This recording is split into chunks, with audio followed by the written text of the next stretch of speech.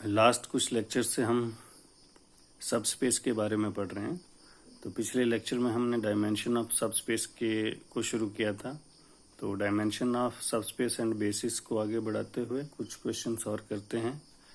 तो देखिए, पहला क्वेश्चन है आज का, शो दैट एक्स एक्सिस से subspace of R cube R, find its dimension and its basis. अब क्योंकि एक्स एक्सिस है और थ्री डायमेंशनल मेरे पास प्लेन है, R cube three dimension x y z वाली फॉर्मेट होती है, इसलिए मैं एक्स एक्सिस पे सिंपलेस्ट यूनिट वेक्टर ले सकता हूँ 1 0 0। This is the unit vector of R cube along x axis. अगर क्वेश्चन में यहाँ वाई एक्सिस पूछा होता तो आप 0 1 0 लेते। पहले तो ये देखें कि बी एक नॉन एम्प्टी है और बी सबसेट है आर क्यूब का।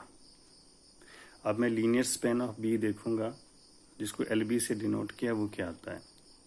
तो लीनियर स्पेन में इस सेट के एलिमेंट के लीनियर कॉम्बिनेशन लिखे जाएंगे, क्योंकि एलिमेंट एक है तो lambda into this element, lambda से अंदर मल्टीप्लाई करोगे तो यही आएगा। पर ये सारे एलिमेंट एक्स एक्सिस के आते हैं।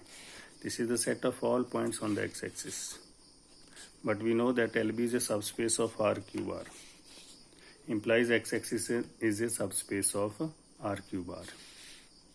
सेकेंड पार्ट, अब इसका डायमेंशन निकालना है। Since each set having non-zero vector is linearly, each set having non-zero singleton element, यहाँ पर सिर्फ एक ही एलिमेंट है B1 0 0, इसमें एक ही एलिमेंट है और एक ही एलिमेंट जिस सेट में होता है वो तो हमेशा लीनियरली इंडिपेंडेंट होता है। And the only independent vector along the x-axis is 1 0 0. Because all other element that is linearly independent vectors are scalar multiple of this unit vector, जैसे कि ऊपर दिखाया गया। Implies B is a basis of x-axis and dimension of B is equal to 1। तो इस question में फिर जो बेसिस मेरे पास बना है वो है 1 0 0 और डायमेंशन हुआ 1, क्योंकि इसमें एक ही लीनियरली इंडिपेंडेंट वेक्टर हुआ। तो पिछले क्वेश्चन में मैंने ये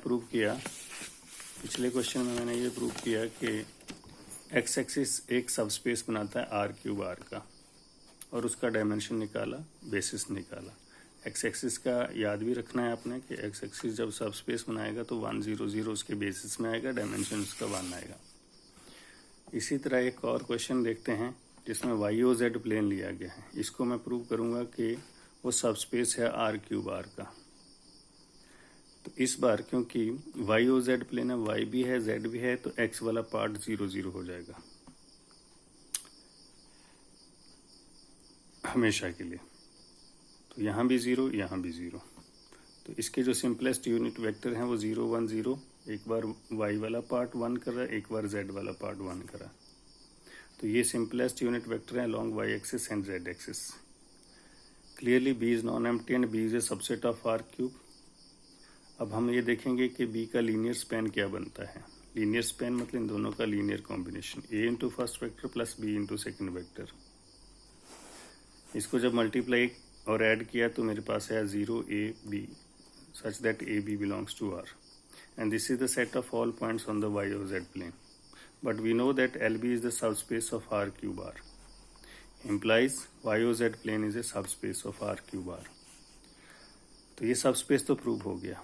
अब मैं ये दिखाऊंगा आपको कि ये जो दोनों वेक्टर्स लिए गए हैं ये किसी के स्केलर मल्टीपल नहीं हो सकते हैं। देखिए, ना ही तो इसको अल्फा इंटू समथिंग लिखा जा सकता है, ना ही इसका कन्वर्स लिखा जा सकता है। यानी कि 0 0 1 cannot be multiple of alpha into 0 1 0 for any alpha.